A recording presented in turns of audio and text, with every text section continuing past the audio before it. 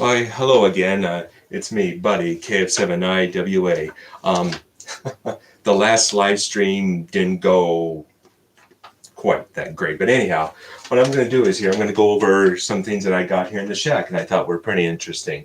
Um, I got a brand new radio called the Yaesu FTDX10. It's a little mobile radio. It's an HF radio, about 160 through 6 megahertz, which is about 1.8 megahertz through 50 megahertz roughly.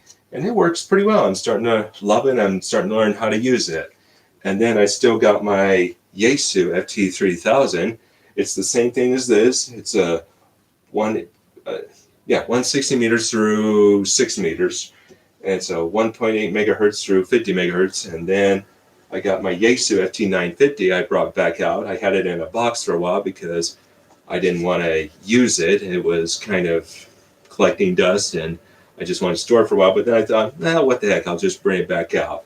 And I thought I'd use the 3000 and the 950 for regular contesting. And then I thought maybe I'd use this mobile one for just regular reg chew contest or regular reg chew or DX contacts or just regular net check-ins.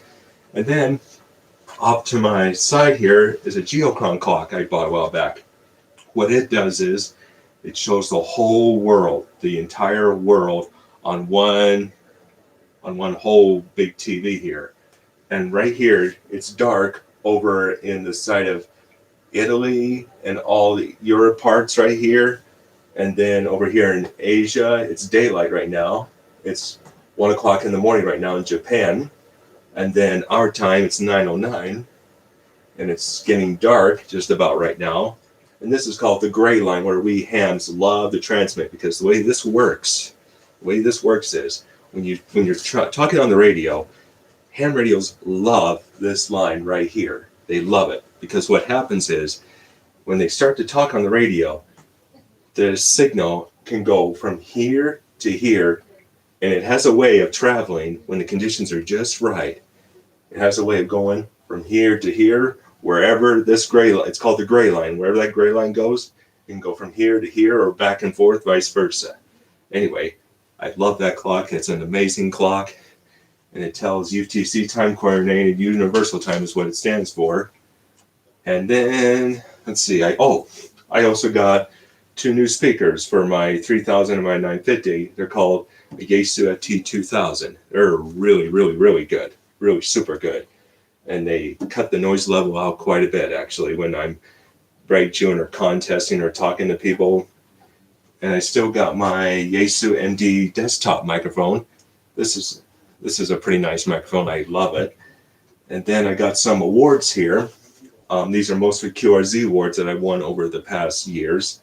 I've been a ham radio operator since 2010, and QRZ just started something on winning awards on so many contacts, actually. And I thought, well, why not? I'll just try some of these awards. So anyway, here's some of them. This one is called the United States County Awards. And this is the counties all over America. And I got 100 counties mixed, which is about 20 and 40 meters roughly. That was a really fun one. This one's called a World Radio Friendship Award. And it was given to me by Fred Lloyd, Alpha 7 Bravo Kilo, and he told me that I won this award, 20 and 40 meters, and then then I got another award here, a Grid Square Award. This is a two-way communication where I'll explain into that a little bit here. Grid Square's award is let's see, how can I explain this? Ham radio operators love to go by grids, and basically what it is all over the world they have grids, and they're designed in little squares. Each section is a grid. I'm in a grid that's called DN35RX, and some hams will love to just go into it and just really they focus on the grid stuff, and they just love it. So I got lucky and I won that Grid Square Award. I don't know how, because I'm not much into grids. But then anyhow, and here's a picture of a man that I just found out not too long ago, actually. I'm a Catholic person, and I just found out that this guy, his name is Saint Maximilian Kolbe. He is the patron saint of amateur radio operators. And I thought I'd put him over my shack and pray to him and ask him for guidance and hopefully get this to protect my station and whatever harm comes to it, and maybe see what happens. And then I got some QSL cards over here to my side here. These are two-way contacts that I've won from contesting. And the way a QSL card works is the guy will give me his call sign, which is, let's say, for example, WB0NNI. Whoops, there goes the plaque. But anyhow, we, for example, we talked, and let's say we were on 20 meters, for example. I'm just going to make an example here. Let's say 20 meters we're on, and we're talking on around 14.150. And all of a sudden, he'll send me a QSL card in the mail saying that we established two-way contacts. I'll send him one, and then he'll send me one. And it's just a great way to collect cards. And I have one plaque here, and I got two more folders over here that are big and full. And then, anyway, moving on down, I still have my two computers here. They're operating, running, and functional. And then I got my SWR meter right here. I sometimes check for the standing wave ratio of the antenna, because if it's up in the red here, you're in trouble. You can easily fry your radios if it's up there in the red. So the lowest SWR you want possible, from a 1.1 to a 1.5, you're in the good zone. If you go beyond that, then there's some issues going on with your antenna you need to look into. Just keep that out there in mind. And then, let's see, what else am I forgetting? What I wrote some notes. Oh, I know what I was going to say. Every Friday and Saturday, I got a plan coming here. And depending on the conditions, which I'm hoping are going to get good here soon, I'm going to start trying to do some YouTube, more ham radio YouTube live. I'm going to start what's called a YouTube net.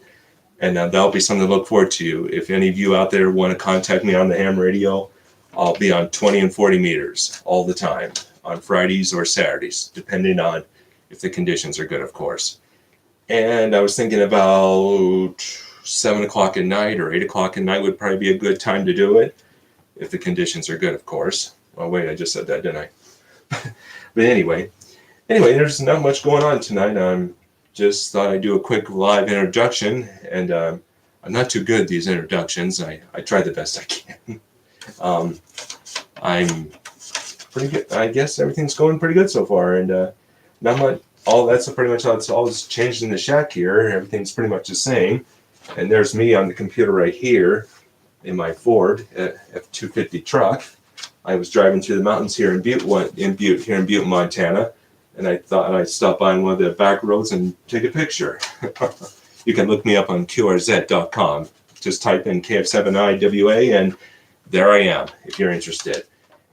Anyway, but yeah, not much else has been going on here. Just been hanging in there and doing the best I know how.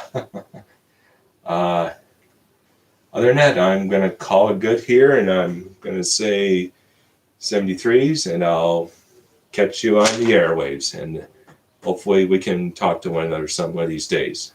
If you're a hammer operator, I would love to get your QSL card, because I love QSL cards. I love them. And I would really, really appreciate it if wow, it's amazing. And thank you all you people out there for subscribing. I appreciate the 11 to 12 subscribers that I've gotten so far.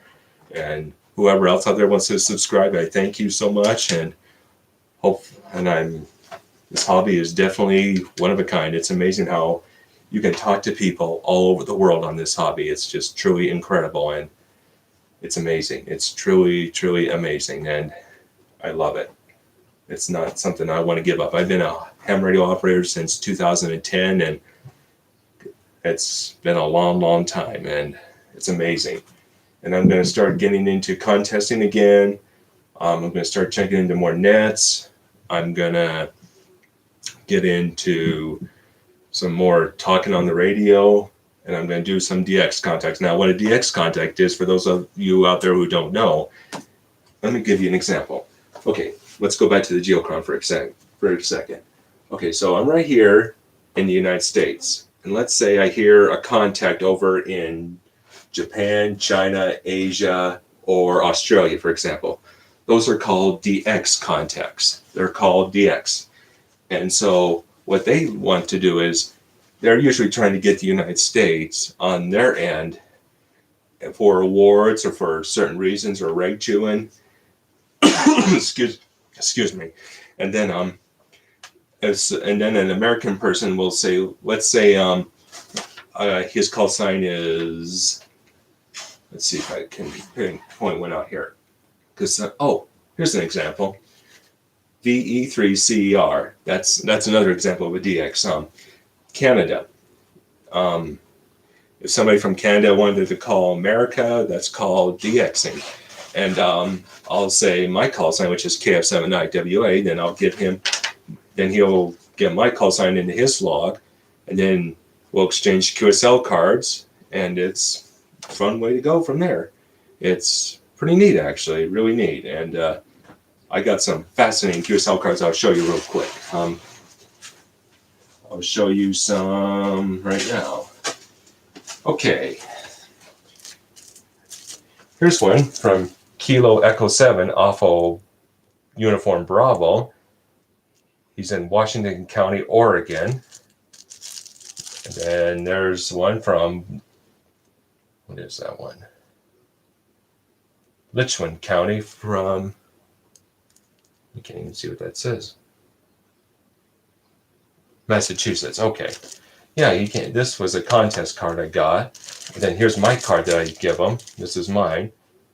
This is my QSL card that I'll send them. I got my Ole Miss on there, then my address, then my big letters, and then I got it all wrapped up in a colorful United States way. And then there's the grid square that I was just mentioning earlier, DN35RX. Ham radios love to go for that. And here's one from K9GWS. Another one from KE0SO SYO from, let's see, Kansas. From Kansas, we talked on February 17th of 2020, looks like, on 7.185, which is 40 meters. And then here's one. He likes horsing. His call sign is W4DFR. And then here's another one from the Ozarks. He really loves sailboats, and that's a nice looking sailboat. Thank you. If you're watching this, thank you.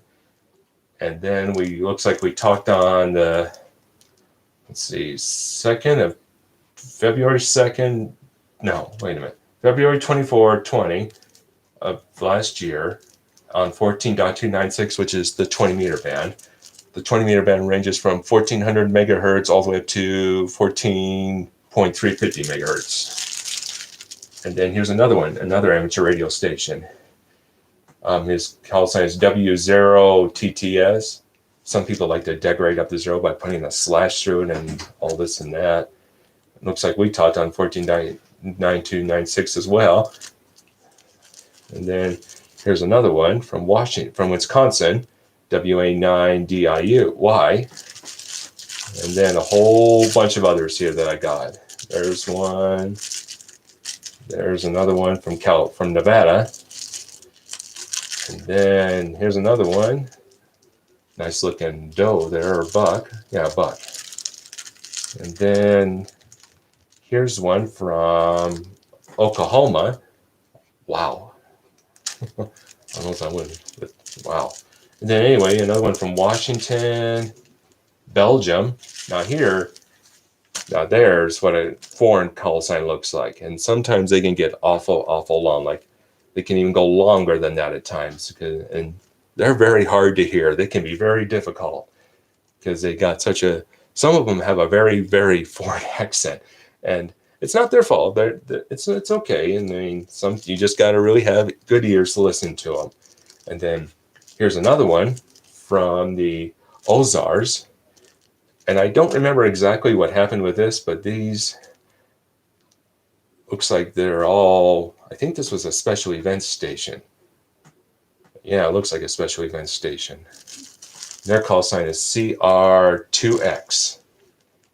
And what a special event station is if a special event is going on, like let's say you're down at Daytona 500 NASCAR, for example, and there's a ham radio down there, and he may be in the studio, he may be in the tower with the rest of the guys, you know, those big guys with the microphones and all that. He might be up in there, and all of a sudden he may just off to the side call out for a ham radio event, and then he'll send you a card like that for Daytona 500 or whatever.